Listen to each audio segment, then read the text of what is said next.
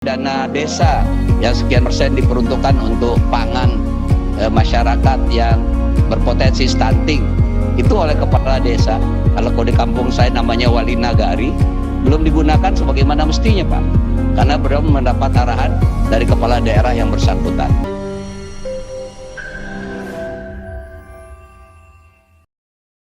Terima kasih Ibu Ketua, Wakil Ketua, dan teman-teman Komisi 9 yang saya hormati, Bapak Kepala BKKBN dan segenap jajaran, Ibu Dirjen dan segenap jajaran.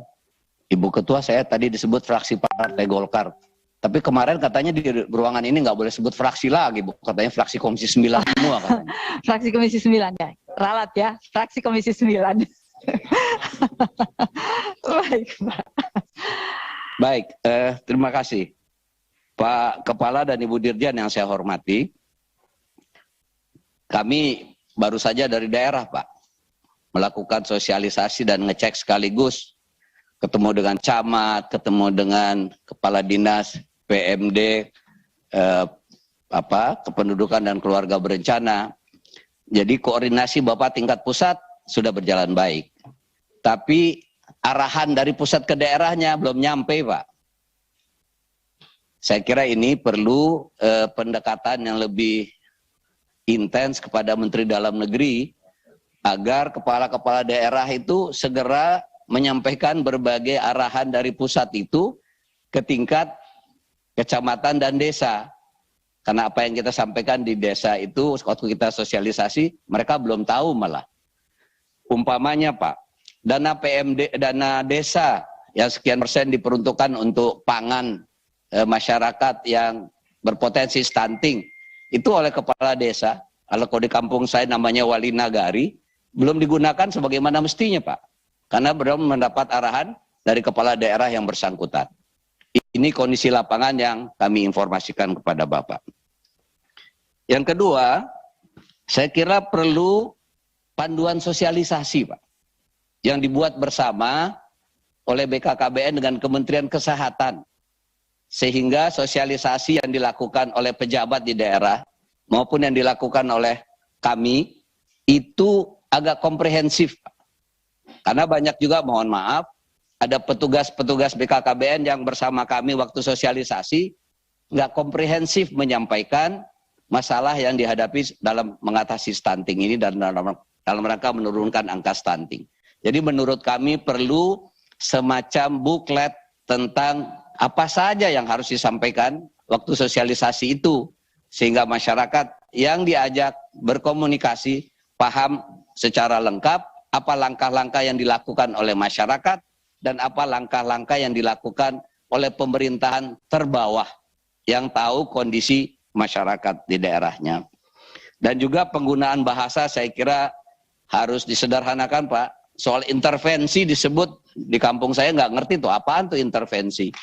Semacam apa begitu. Saya kira ini dibuat bahasa yang sederhana.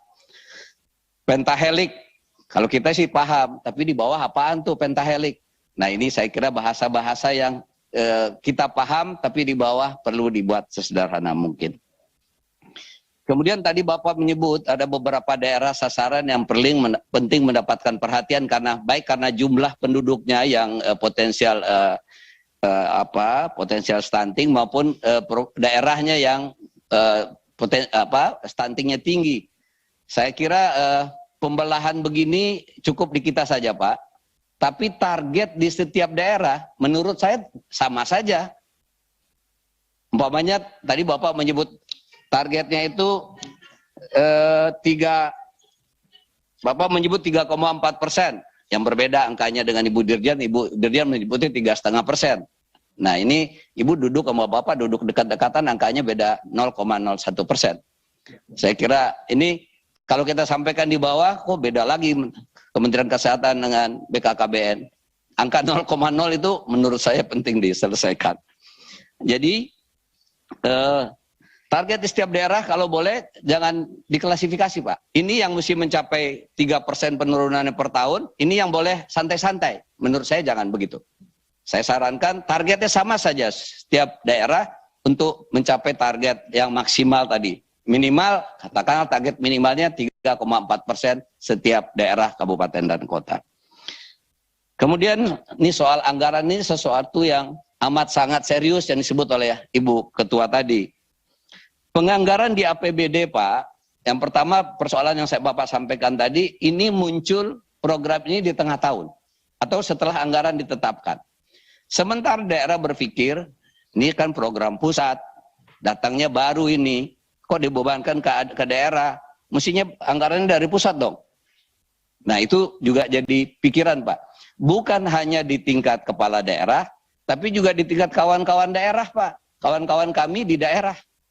Oleh karena itu kita juga harus menjelaskan ke kawan-kawan kita di fraksi di daerah bahwa ini bukan program yang tiba-tiba, tapi memang munculnya bukan di awal kepemimpinan Pak Jokowi. Jadi ini sesuatu yang juga secara psikologis bermasalah di daerah karena mereka sudah membagi habis uang-uang yang mereka miliki untuk digunakan.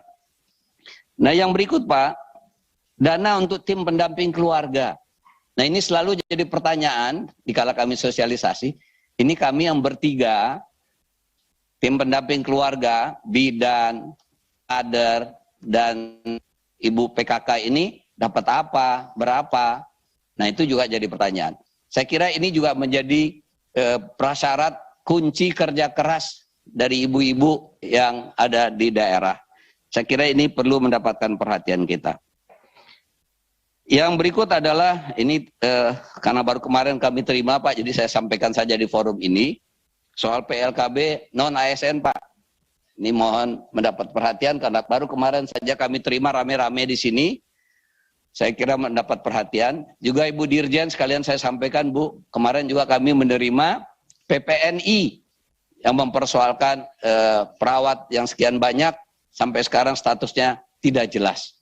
Walaupun tidak seluruhnya ini masalah pusat, karena ini pengangkatannya oleh kepala-kepala daerah dulu, yang tidak memperhatikan kemampuan anggarannya, ngangkat bidan, ngangkat kader, ngangkat macam-macam, tanpa mendapatkan gaji, tanpa mendapatkan tunjangan apa-apa. Nah ngeluhnya kemarin ke Komisi 9, Pak. Jadi ini kami sampaikan kepada BKKBN dan Kementerian Kesehatan. Pak Kepala dan Ibu Dirjen, ini baru pikiran saja, Pak. Pejabat-pejabat daerah itu tidak terlalu peduli, Pak. Karena tidak ada penilaian yang pasti soal keberhasilan mereka di dalam melaksanakan program. Mestinya di pusat ini membuat ada semacam reward and punishment, Pak, untuk daerah. Nah mungkin sudah harus dipikirkan oleh kita, kalau program ini diperlombakan, Pak. Di tingkat daerah. Apakah provinsi, apakah kabupaten, kota, apakah kecamatan, sehingga mereka yang sukses mencapai target penurunan sekian persen itu, ada rewardnya buat mereka. Jadi ini ada semacam motivasi untuk kepala daerah bekerja lebih maksimal, menurunkan angka stunting ini, karena menurut saya ini persoalan kemanusiaan yang harus kita selesaikan bersama-sama. Untuk Ibu Dirjen, Ibu soal intervensi di halaman 4, Bu, kalau boleh kami didetailkan per kabupaten kota dan per provinsinya, Bu, supaya jikalau kami turun ke daerah pemilihan kami bisa mengingatkan kepala daerah, jangan malu-maluin dong, daerah kita masa begini profilnya dari angka stunting. Yang kemudian, tadi saya sudah sampaikan, bahan-bahan yang Ibu Dirjen sampaikan, kalau boleh diintegrasikan dengan BKKBN menjadi bahan sosialisasi, yang disampaikan oleh kami dan disampaikan oleh kepala-kepala daerah. Nah ini yang menyangkut alat antropometri, Bu. Kan DAK nih, uangnya diserahkan ke daerah. Ini yang ngontrol siapa, Bu? Kadang-kadang di daerah itu peruntukannya tidak sesuai dengan apa yang Ibu amanahkan dari pusat. Ini tolong kita pikirkan sama-sama bagaimana DAK ini sampai sesuai dengan niat ingsun kita bersama. Kalau enggak, nanti di daerah, oh ini nggak jelas petunjuknya bisa dipakai untuk apa saja. Padahal alat ini dibutuhkan untuk program kita. Dan yang terakhir, kami mohon juga disampaikan oleh Ibu kepada Dirjen yang lain, apakah program Germas yang selama ini ada kemitraannya dengan Komisi 9, bisa kita fokuskan untuk tahun ini, untuk masalah stunting. Supaya selama ini kan ada soal obat tradisional, ada obat psikotropika. Saya kira kalau boleh kita sepakat dengan Kementerian Kesehatan, tahun ini kita fokus dengan program kemitraan dengan Kementerian Kesehatan juga untuk stunting. Saya kira itu beberapa yang ingin saya sampaikan, Ibu Ketua. Mohon maaf, terima kasih. Assalamualaikum warahmatullahi wabarakatuh.